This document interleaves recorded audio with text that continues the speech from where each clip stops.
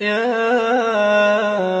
رب قصدتك وأنت الكريم، دعوتك وأنت العظيم، رجوتك وأنت رب العالمين، ناديتك وأنت الرحمن الرحيم. فيا رب ارحم عبدا ناداك وليس له سواك، اللهم اكشف الغمة عن الأمة، اللهم اصرف عنا الوباء والبلاء، اشفنا شفاء تاما وعافنا في أبداننا، وأخرجنا مما نحن فيه من الهم والحزن والكرب، فأنت الله الذي لا يرد سائلا، وأنت الله القادر على تغيير الحال لأحسنه، وأنت الله الذي إذا دعي أجاب، يا من يقول للشيء كن فيكون، أن ترحم البلاد والعباد. اللهم الطف بنا فيما جرت به المقادير، ارحمنا رحمة واسعة، وارزقنا عافية الأبدان ونور الأبصار. يا كريم يا رحيم يا عليم